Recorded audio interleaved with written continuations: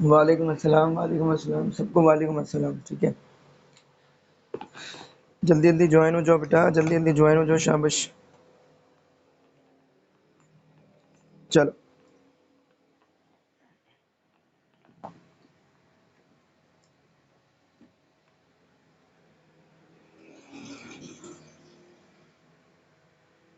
हाँ भाई, क्या हाल है? मज़ा आ रहा है? सुबह सुबह उठा दिया सबको ना। सही है। असल में कि इलेक्ट्रिक वालों का वैसे तो कोई दिल ईमान है नहीं। ठीक है, जब दिल करता है लाइट देते हैं, जब दिल करता है लाइट नहीं देते। मैसेज आता है कि आपके एरिया में कोई फंक्शनल वर्क चल रहा है। एरिया पूरा घूम के देख लो, दूर दूर तक कोई फंक्शनल वर्क नहीं हो रहा था। बहुत मज़ा आ रहा है। ये कौन कह रहा है भाई? अभी आप भी अंसारी, आप भी बहुत पिटाई करेंगे बच्चे सब लोग तुम्हारी। नहीं बोलो, सबको उठा दिया मैंने सुबह सुबह। ठीक है, अच्छा खैर। तो पहले जो है ना बेटा, हमने फिजिक्स की क्लास लेनी है। सही है। और देख लेता हूँ तुम लोग कुछ बाकी तो नहीं है।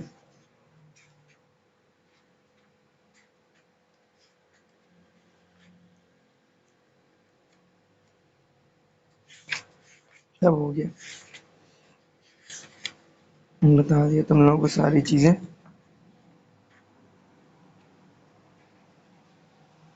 हम्म,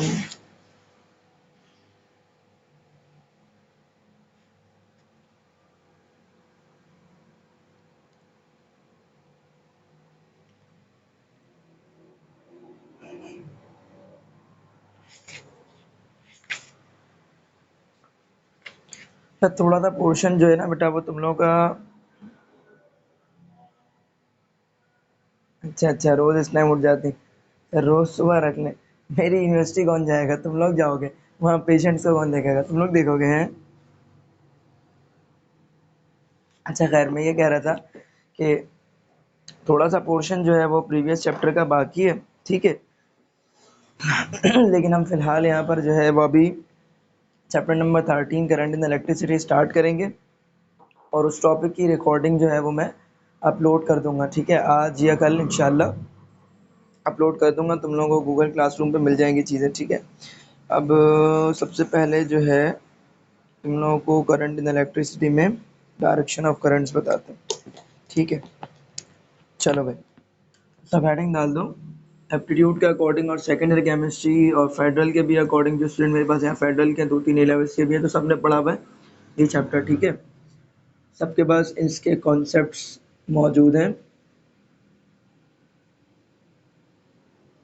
बल्कि तो ज़्यादातर हमारे इंटर वाले, सिंध बोर्ड वाले, और कुछ फेडरल के और 2-3 ए लेवल्स के भी।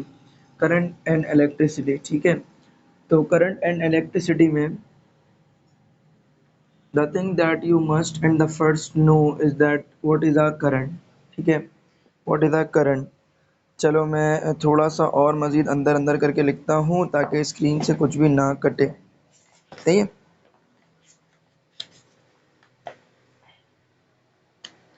थोड़ा सा और मैं अंदर करके लिख देता हूँ। ये फ़ायदा हो जाता है मुझे सामने अपने लैपटॉप ओपन करके रखने में।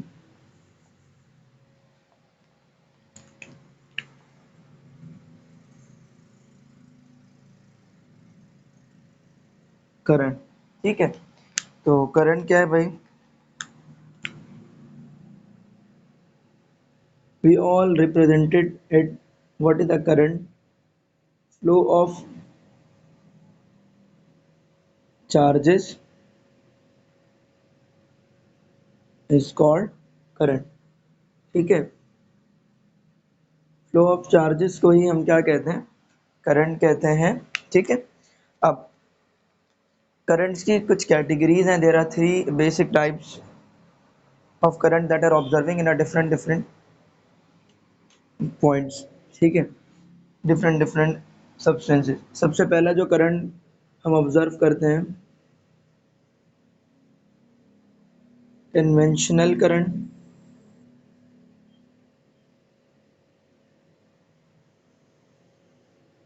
ठीक है, अब मैं जो लिखवाता जा रहा हूँ उसे जल्दी जल्दी फटाफट समझते भी जाओ, और साथ में कॉपीज वगैरह हाथ में रखना ताकि जो पॉइंट्स लिखना है तुम लोगों को लिख लेना, बहुत सारी बातें इस पे लिखने के अलावा भी समझाऊंगा, ठीक है। ये कॉपी इसलिए बनाई ताकि कोई पॉइंट तुम लोगों का छूट ना जाए।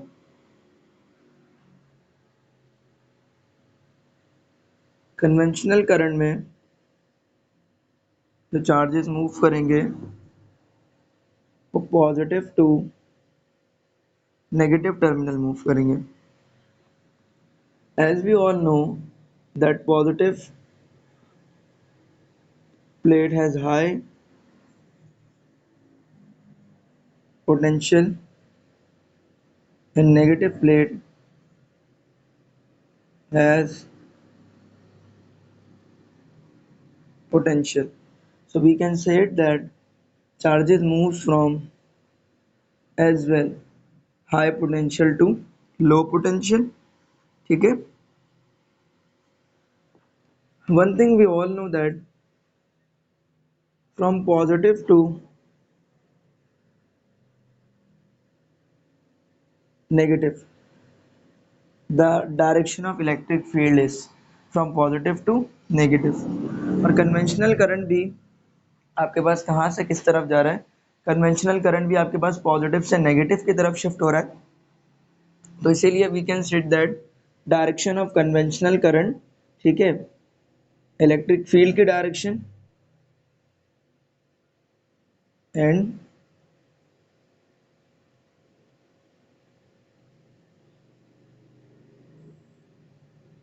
डायरेक्शन ऑफ इलेक्ट्रिक करंट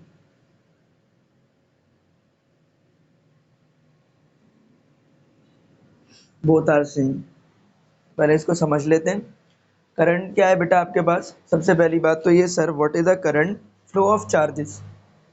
किसी भी एक सब्सटेंस से चार्जेस मूव कर रहे हैं, मतलब उसके अंदर से करंट फ्लो कर रहा है, ठीक है। तो what is the current, what is the flow of charge, the flow of charge is called a flow of current, या the flow of charge is actually called as current, ठीक है। Current आपके पास कन्वेंशनल होता है आपके पास, और दूसरा जो बेटा आपके पास इलेक्ट्रिक या फिर इलेक्ट्रॉनिक्स करंट जिसे आप कहते हैं, ठीक है। तो कन्वेंशनल करंट क्या है, कन्वेंशनल करंट ये है कि भाई आपके पास जहां पर भी चार्जेस मूव करते हैं वहां पर पॉजिटिव प्लेट एक होती है और एक नेगेटिव प्लेट। पॉजिटिव प्लेट पे जो पोटेंशियल होता है, you all set that positive potential. Negative plate पर जो पोटेंशियल होता है, you all set that a negative potential. तो जब भी आपके पास चार्जेस मूव करें from a positive plate to the negative plate, तो क्या आमतौर पर हमें नजर आता है from a positive plate to the negative plate, when the charges are moving the current is said to be generated over here is called a conventional current। उस वक्त जो करंट होगा उसे हम क्या कहेंगे, कन्वेंशनल करंट। अब एमसीक्यूज में क्या क्या चीजें और मजीद आपसे पूछी जा सकती हैं।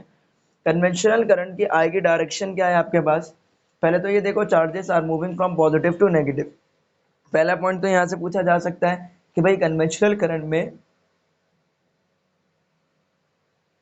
चार्जेस आपके पास कहाँ से कहाँ मूव करते हैं, चार्जेस आपके पास पॉजिटिव से नेगेटिव की तरफ मूव करते हैं, ठीक है। और पॉजिटिव प्लेट क्या होता है, हाई पोटेंशियल होता है, तो हम ये कह, और नेगेटिव प्लेट क्या होता है, लो पोटेंशियल होता है। तो पॉजिटिव से नेगेटिव की तरफ मूव कर रहे हैं चार्जेस, तो मतलब हाई पोटेंशियल प्लेट से लो पोटेंशियल प्लेट की तरफ, या हाई पोटेंशियल से लो पोटेंशियल की तरफ चार्जेस मूव करेंगे। वी ऑल नो, इससे लास्ट चैप्टर के अंदर हमने पढ़ा है कि पॉजिटिव से नेगेटिव की तरफ क्या होता है, इलेक्ट्रिक फील्ड मूव करती है। the direction of electric field is generated from positive and end over the negative, ठीक है। तो डायरेक्शन ऑफ इलेक्ट्रिक फील्ड जो है वो पॉजिटिव से नेगेटिव है, और कन्वेंशनल करंट की भी डायरेक्शन पॉजिटिव से नेगेटिव की तरफ है। तो the direction of electric field and the direction of electric, sorry electric नहीं होगा यहाँ, कन्वेंशनल करंट होगा, in the direction of conventional current both are same, ठीक है। the direction of electric field and the direction of current आपके पास conventional current both are same, ठीक है। now the next part, sir compound capacitor पढ़ लिया नहीं किरण, वही बता रहा हूँ कि दो टॉपिक्स अबाउट बाकी हैं, 2 से 3 टॉपिक्स, उसकी रिकॉर्डिंग्स आप लोगों को दे दूंगा। फिलहाल हमने चैप्टर नंबर 13 स्टार्ट किया, ठीक है।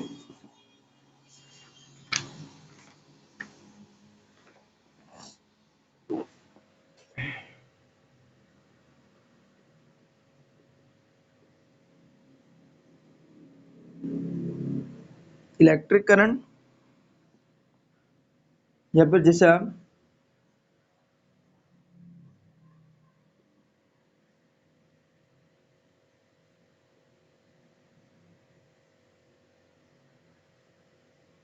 इलेक्ट्रॉनिक करंट भी कहते हैं, ठीक है। अब इसमें जो चीज़ मेंशन कर रहा हूँ उसे ज़रा गौर से देखिएगा, समझने की कोशिश कीजिएगा, ताकि जब मैं समझाऊँ तो आपको आसानी से बात समझ आ जाए, ठीक है। तो इलेक्ट्रिक करंट या फिर जिसे आप इलेक्ट्रॉनिक करंट कहते हैं, this is totally and 100% opposite to the conventional current.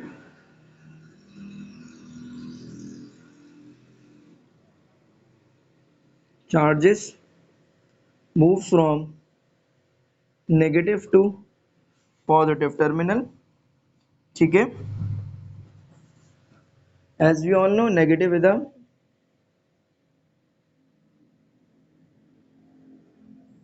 low potential and positive is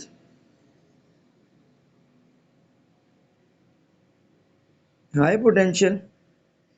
So charges are moving from low potential to high potential, and the direction of electric field is from positive to negative, ठीक है।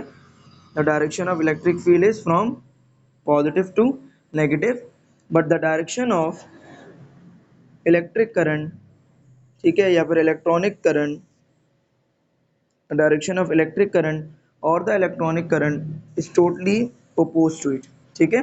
अभी हमने लिखा है क्या, मैं समझा दूं आपको। The second category of a current that we observe in any of the battery is actually known as electric current और द इलेक्ट्रॉनिक्स करंट, ठीक है। दो तरह के आपके पास डिवाइसेज होती हैं, आपके घरों में भी आपने देखा होगा। कंप्यूटर है आपके पास, उसमें चिप्स वगैरह लगी हुई, this is basically the electronic devices. जो नॉर्मल बल्ब्स अगर आपके पास घर पर हैं, ठीक है, जो नॉर्मल लाइट्स हैं, एलईडीज वगैरह, ठीक है, एलईडी लाइट्स हो गई, वो तो आपके पास इलेक्ट्रॉनिक्स के अंदर काउंट हो जाता है, ठीक है। लेकिन जो आपका फ़ैन है, fan is basically not the electronics, it is an electrical device, ठीक है। It contain the conventional current, basically उसके अंदर कन्वेंशनल करंट फ्लो होता है। तो कहना ये चाह रहा हूँ, बेसिकली जो इलेक्ट्रॉनिक सर्किट होते हैं, उन इलेक्ट्रॉनिक सर्किट के अंदर करंट का फ्लो टोटली अपोजिट होता है उन डिवाइसेस के जिनके अंदर कन्वेंशनल करंट इस्तेमाल हो रहा होता है। जैसे कि फ़ैन और एलईडी को अगर आप कंपेयर कर लें, जो उनमें डायरेक्शन ऑफ करंट जो है वो different, direction of flow of charges are different. तो है क्या, इलेक्ट्रिक करंट या फिर इलेक्ट्रॉनिक्स करंट के अंदर उसका फ्लो कैसे होता है। चार्जेस मूव करेंगे तो करंट जनरेट होगा, चाहे आपके पास इलेक्ट्रिक या इलेक्ट्रॉनिक करंट हो या फिर कन्वेंशनल करंट हो, कोई भी करंट हो, चार्जेस मूव करेंगे तभी आपके पास क्या होगा बेटा, करंट जनरेट होना है, ठीक है। तो अगर आपके पास चार्जेस जो है बेटा वो मूव कर रहे हैं from negative to positive plate या फिर negative potential to positive potential, from negative to the positive of the device, ठीक है, चार्जेस अगर मूव कर रहे हैं तो उस वक्त जो करंट जनरेट होगा, that current is actually known as the electric current और the electronics current. Negative plate को हम क्या कहते हैं, लो पोटेंशियल। पॉजिटिव प्लेट को हम क्या कहते हैं, हाई पोटेंशियल। तो अगर चार्जेस आपके पास लो पोटेंशियल से हाई पोटेंशियल की तरफ मूव करेंगे तब जो करंट होगा वो इलेक्ट्रिक या इलेक्ट्रॉनिक्स करंट होगा। Third thing we have to know that the direction of electric field is from positive to negative and the direction of electric or electronic current is from negative to positive. So direction of electric field and the electronic or the electric current is different, totally opposed to each other. -180 degree पर होता है, theta is reverse, ठीक है, ये चीज याद रखिएगा। अगर थीटा की फॉर्म में देगा तो अगर इलेक्ट्रिक फील्ड का थीटा है तो इसका नेगेटिव थीटा हो जाएगा, ठीक है। यानी कि इसके लिए अगर थीटा आपको दिया तो इसके लिए थीटा नेगेटिव हो जाएगा, या फिर डायरेक्शन अगर आपके पास थीटा की वैल्यू में दिया तो इसकी जो डायरेक्शन है बिल्कुल 180 डिग्री पर इलेक्ट्रिक करंट या इलेक्ट्रॉनिक करंट होता है किसके, इलेक्ट्रिक फील्ड के, ठीक है। जबकि इलेक्ट्रिक फील्ड और कन्वेंशनल करंट के अंदर जो चार्जेस की जो डायरेक्शन है both are same, both are the angle value is about the 0 degree, ठीक है। तो डिग्रीज की भी फॉर्म आपको याद रखना है। अच्छा, third thing we have to know कि सेमीकंडक्टर्स में क्या होता है, कुछ तो इलेक्ट्रॉनिक डिवाइसेज हैं, कुछ इलेक्ट्रिकल आपके पास जो है वो कन्वेंशनल करंट यूज़ करने वाली डिवाइसेज हैं, और तीसरा जो बेटा आपके पास सेमीकंडक्टर्स होते हैं।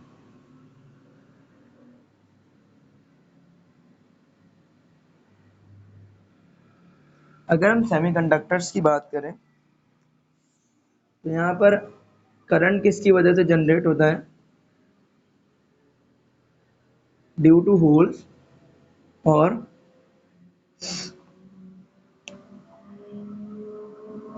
फ्री इलेक्ट्रॉन्स, ठीक है। जो आपके पास सेमीकंडक्टर है उसमें मौजूद फ्री इलेक्ट्रॉन्स, या फिर उसके अंदर जो आपके पास होल जनरेट होता है, बेसिकली होल्स की मूवमेंट की वजह से जब इलेक्ट्रॉन वहां से चला जाता है होल क्रिएट हो जाता है, तो होल्स की मूवमेंट की वजह से आपके पास जब वो सेमीकंडक्टर्स के अंदर करंट जो बेसिकली वो क्या होता है बेटा, फ्लो होता है। ठीक है, अब उसके बाद बेटा मैं यहाँ पे ग्राफ लिखने से पहले पहले मैं एक फॉर्मूला जो आमतौर पर हम करंट के लिए इस्तेमाल करते हैं वो लिखना चाहूँगा। Q is equals to I T, ये फेडरल वाले लिखते हैं और सिंध बोर्ड वाले इसको Q स्मॉल से रिप्रेजेंट कर देते हैं, और I और T वैसे ही रहते हैं। तो कहने का मकसद ये, charge is equals to current, ठीक है, इज टू टाइम। ठीक है, तो आप ये लिखो या ये लिखो, बात क्या है, एक ही है, कोई भी इस्तेमाल कर सकते हो। Q is equals to I T और Q is equals to I T, federal वाले या ए लेवल्स वाले या आखान वाले इसको कैपिटल Q लिखते हैं। ठीक है, और नॉर्मल सिंध बोर्ड वाले के पी के वगैरह वाले से स्मॉल Q लिखते हैं। तो Q is equals to I T, और I का फॉर्मूला क्या होगा, I is equals to Q divide by T।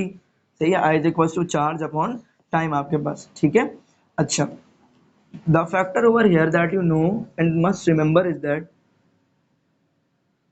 current in charges both are directly proportional to each other। ठीक है, I and Q both are directly proportional to each other, और जब भी directly proportional होता है उसका जो ग्राफ होता है बेटा, उस ग्राफ में हमेशा याद रखिएगा स्ट्रेट लाइन ऑब्टेन होती है। सही है, कौन सी लाइन ऑब्टेन होती है, स्ट्रेट लाइन।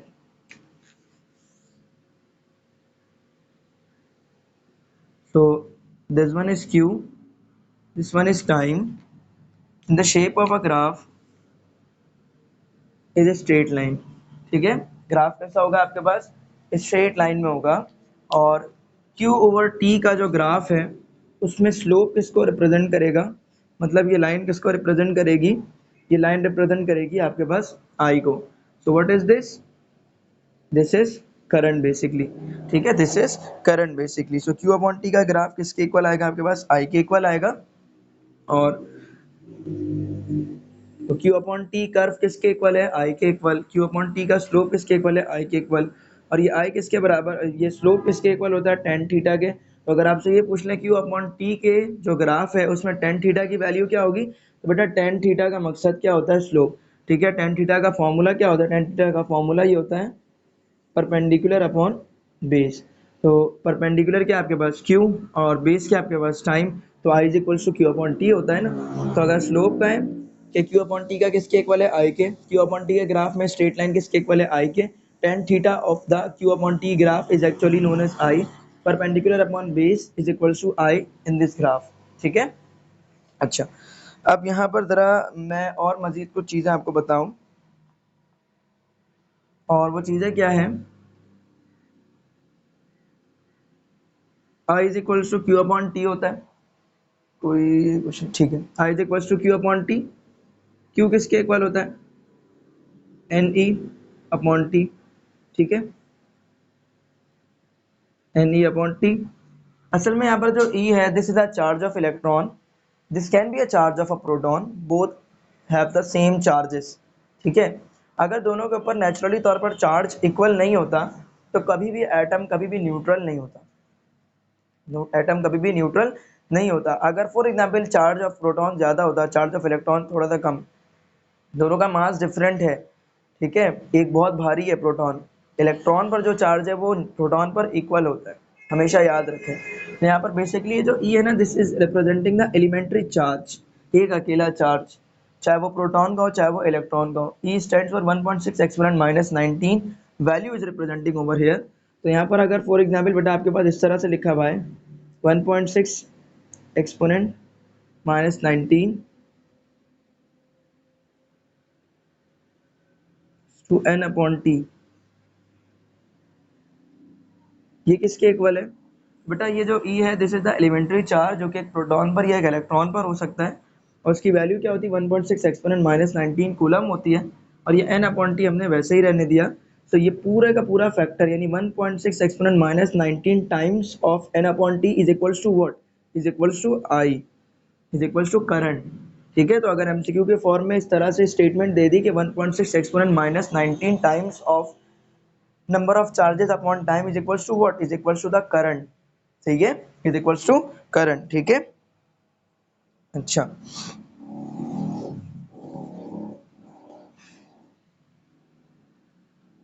अब अगर इस वाले फॉर्मूले को मैं दोबारा से आपको दिखाऊं तो I is equals to 10e divide by time, ठीक है।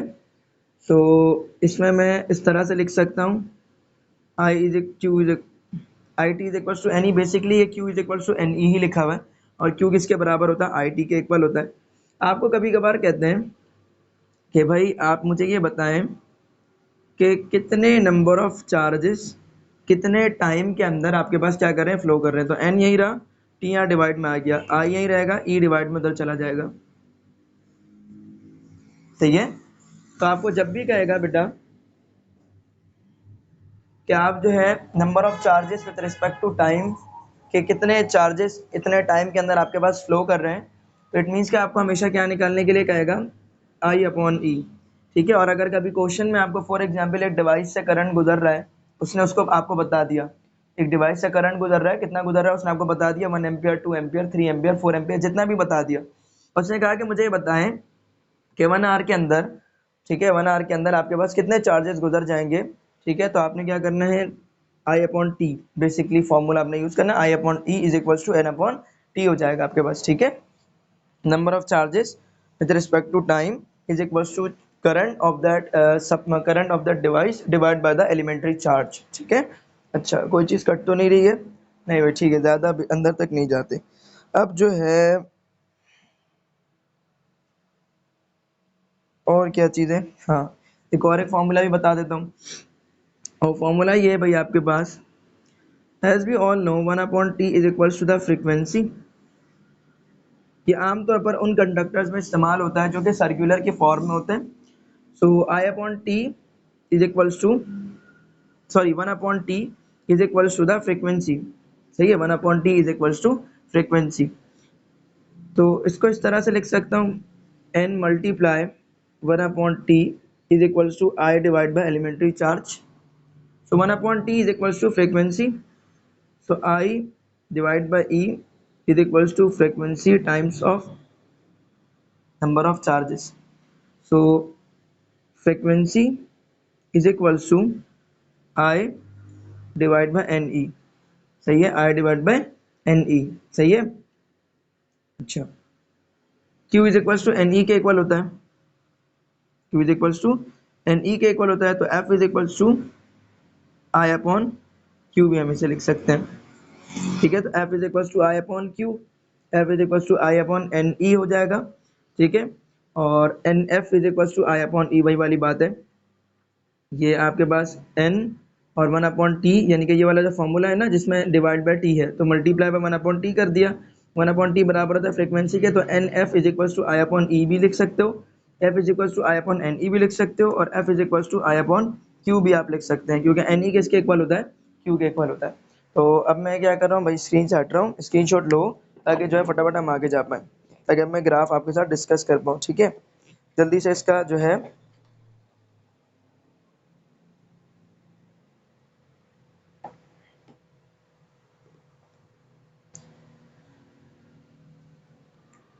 you must took the screenshot, and then now we are proceeding further forward।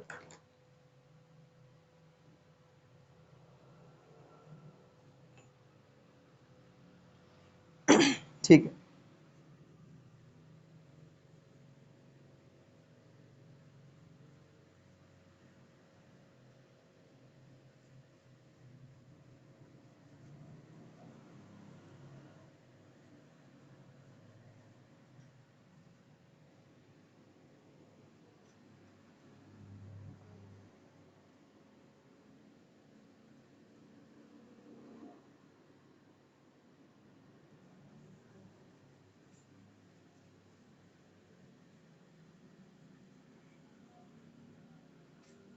जी भाई, तो आगे चलते हैं और ज़रा ग्राफ्स को आज की क्लास में एलिब्रेट करते हैं आपके साथ, ठीक है। अच्छा भाई,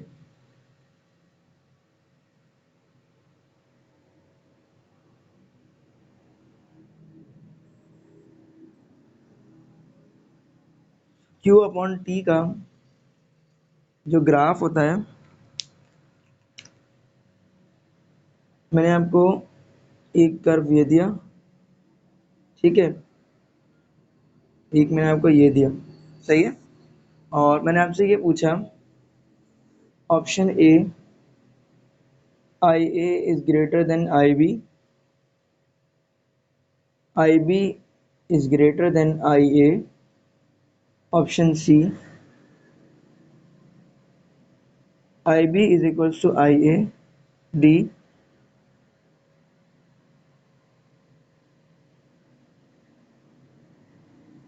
बोथ ए एंड बी। सही है, तो मुझे बताएं कि कौन सा ऑप्शन ठीक होना चाहिए। ऑप्शन नंबर सी कायनात असद का आंसर आया है सर, ऑप्शन नंबर सी। किरण का भी यही आंसर आया सर, ऑप्शन नंबर सी। चलो मैं समझाता हूँ। देखो बेटा, जब भी इस तरह का कोई कर्व आए, जब भी इस तरह कोई ग्राफ आए, दो फैक्टर्स कौन से हैं? दो फैक्टर्स हैं आपके पास, क्यू अपॉन टी। तो क्यू अपॉन टी किसको रिप्रेजेंट करते हैं? आई को। ये सारा कर्व किसको रिप्रेजेंट कर रहा है? ये भी आई को रिप्रेजेंट कर रहा है, ये भी आई को ही रिप्रेजेंट कर रहा है, तो I is equals to Q upon T. अभी मैंने थोड़ी देर पहले कहा था कि I is directly proportional to the Q, सही है, I is directly proportional to the Q. ठीक है, अब हम क्यू की वैल्यू देखें, सही है, तो क्यू की वैल्यू कहाँ लिखी गई है? वाई एक्सिस पर। तो आपने सिंपल क्या करना है, इस कंडीशन में आपने लाइन ड्रॉ करते हुए आप वाई एक्सिस पर पहुंचे, और पॉइंट नंबर बी के बिल्कुल हेड पर आप एक लाइन ड्रॉ करते हुए पहुंच गए।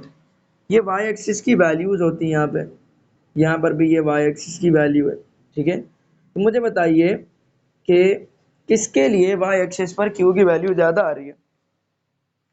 ऑब्वियसली वाई एक्सिस की वैल्यू, अभी भी किसने बताया? एक किसने बताया? अरीशा। गौर से देख लो बच्चे, अब आपको क्या नज़र आ रहा है कि भाई ए की जो वैल्यू है वाई एक्सिस की, वो कम आ रही है, सही है, मतलब चार्ज ऑफ क्यू, ठीक है, और बी की जो वैल्यू है वाई एक्सिस पर, दैट इज अ चार्ज। ये चार्ज है ए पर, और ये वाली जो लाइन है ये रिप्रेजेंट कर रही है charge of B, charges of B, ठीक है।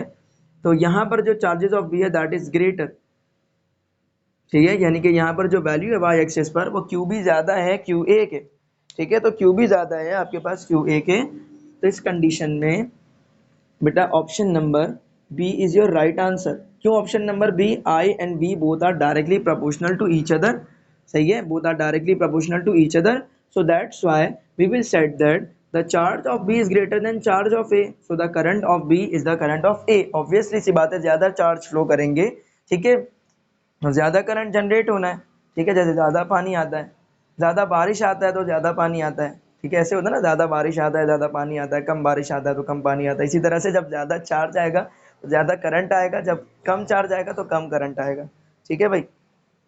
अच्छा, अब जो है अब ज़रा मैंने ग्राफ को थोड़ा इंटरचेंज कर दिया।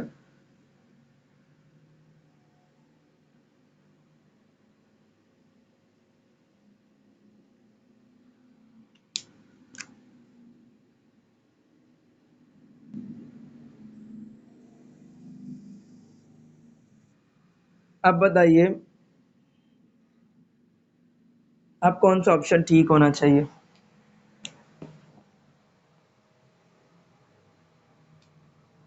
जी अरीशा, सिर्फ और सिर्फ चार्ज देखेंगे, because the values are not given, the values are given, you will solve it, और the simple current of be greater होगा करंट ऑफ ए से।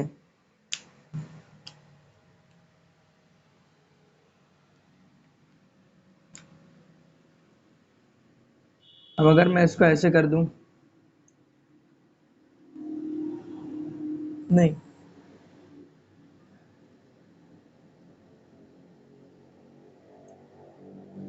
चलो ठीक है, इतना ज़्यादा नहीं घुमाते तुम लोगों को।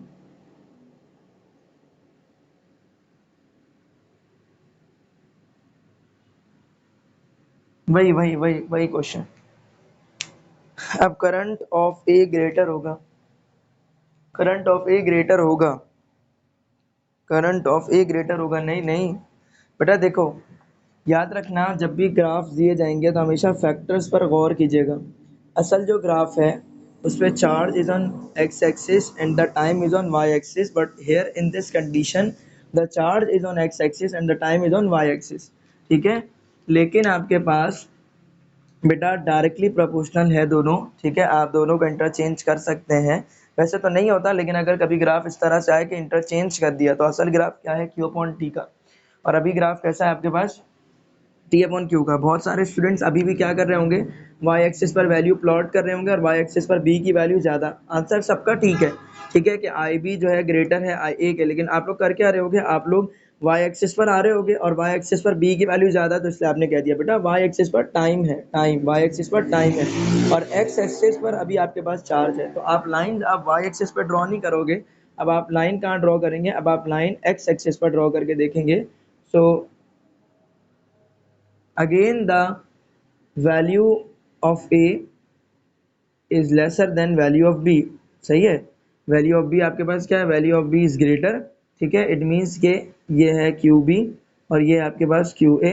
सो the charge of A is greater than the charge of, sorry, the charge of B is greater than charge of A, that's why the current of B, the current of B is greater than the current of A आपके पास। ठीक है, अच्छा देख लो इसके लिए तो कौन सा ऑप्शन ठीक है जी, option number B is your right answer.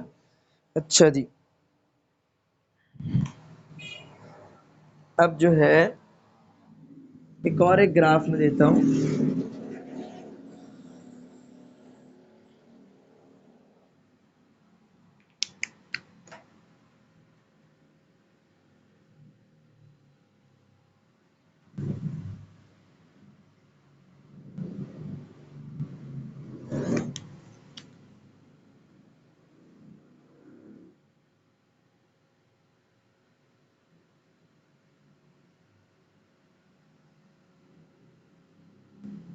Q upon T, these lines are representing, we all know the current।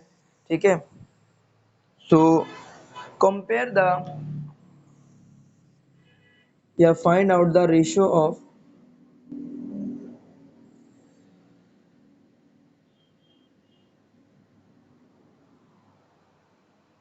find out the ratio of, दोनों कर सकते हो, I B upon I A upon I B. Find out the ratio. Sir ये तो theta वाला आ गया, ये तो समझ नहीं आ रहा। अभी बताया था करंट किसके इक्वल होता है, करंट इक्वल होता है टेन थीटा के स्लोप के। ठीक है,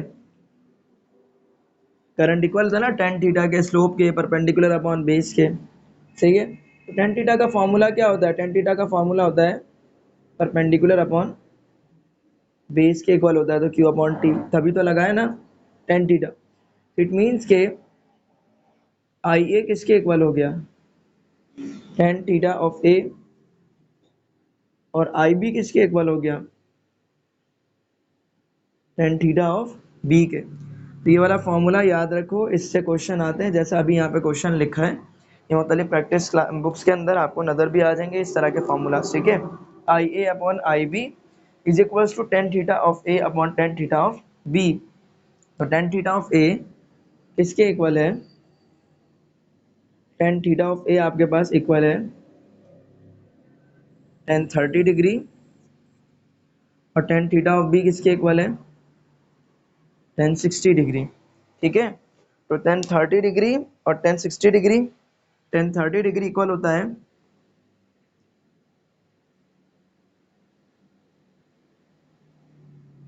one upon under root three के, और ये इक्वल होता है अंडर रूट थ्री के। ये डिवाइड में है, नीचे आ जाएगा, ये हो जाएगा one upon under root three, और नीचे तो ऑलरेडी डिवाइड में था ही आपके पास, तो ये भी हो जाएगा अंडर रूट थ्री। ठीक है, so I A upon I B one upon under root three is to three, one upon under root three के स्क्वायर से cancel, so I A upon I B is equals to one upon three. ठीक है, तो ratio का answer क्या निकला, one upon three आपके पास। ठीक है, और अगर कंपेयर करने के लिए कहते हैं तो कंपेयर आप किस तरह से करते हैं, कंपेयर आप करते कि आई ए जो है वो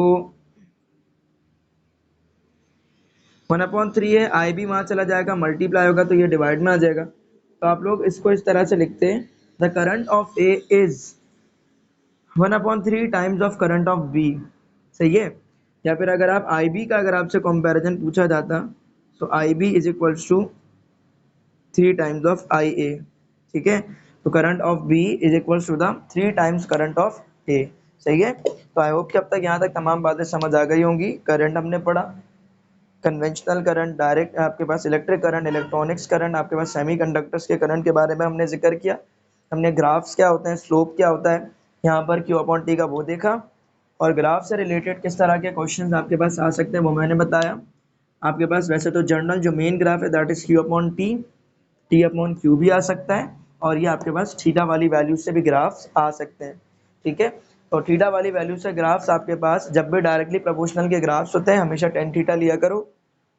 अगर कहता है कि स्लोप ऑफ ए को कंपेयर करो स्लोप ऑफ बी से, तो स्लोप क्या है यहाँ पर, करंट है, या स्लोप क्या है प्लस टेन थीटा है। स्लोप की जब भी बात करेगा तो आपने यही वाला फॉर्मूला अप्लाई करना है। फॉर एग्जांपल कोई भी इस तरह का ग्राफ है जिसमें ये दो फैक्टर्स कुछ और हैं, ऑब्वियसली यहाँ कुछ और आएगा। ठीक है, जैसे वेलोसिटी अपॉन टाइम का, या सॉरी डिस्प्लेसमेंट अपॉन टाइम का ग्राफ भी स्ट्रेट होता है और उसमें आप जो है वेलोसिटी निकालते हो, तो स्लोप वहाँ पर वेलोसिटी को रिप्रेजेंट करेगा। दो पॉइंट की वेलोसिटीज अगर आपको कंपेयर करनी हो, थीटा की वैल्यूज दी हो, तो आप दो स्लोप्स निकालोगे, आपके पास निकल कर आ जाएगा। सो आई होप यहाँ तक बात क्लियर रही होगी, कोई परेशानी नहीं, कोई मसला नहीं है। और जो चंद एक आध टॉपिक्स हैं प्रीवियस चैप्टर्स के, इंशाल्लाह उसको जो हम क्या करेंगे, इंशाल्लाह मुझसे नेक्स्ट क्लास के अंदर, सॉरी नेक्स्ट क्लास के अंदर इंशाल्लाह वो रिकॉर्डेड फॉर्म में आपको दे दूंगा। नेक्स्ट क्लास में तो हम करंट इन इलेक्ट्रिसिटी को फर्दर प्रोसीड फॉरवर्ड करेंगे। ठीक है, तब तक के लिए बच्चों अल्लाह हाफिज़। लेकिन अभी फटाफट आना है। ठीक है सर, अगर आई बी अपॉन आई ए करेंगे तो सेम आना चाहिए। नहीं नहीं, वैल्यूज आर डिफरेंट ना भाई, तो कहते इक्वल आएगा, ऊपर भी सेम वैल्यू नीचे भी सेम वैल्यू होती। ठीक है, तो फिर बात आपके पास इक्वल आता। सही है, सो करके देख लोगे तो करके इक्वल नहीं आएगा। ठीक है, ये आएगा 3 आएगा आपके पास इसका फाइनल आंसर। ठीक है, इट इज़ 1/3, और ऊपर ले जाओगे तो आपके पास इसको उलट कर दोगे तो ऊपर 3 आ जाएगा इसका आंसर। सही है भाई, अभी जल्दी से आ जाओ केमिस्ट्री क्लास के अंदर, केमिस्ट्री को ज्वाइन करना है।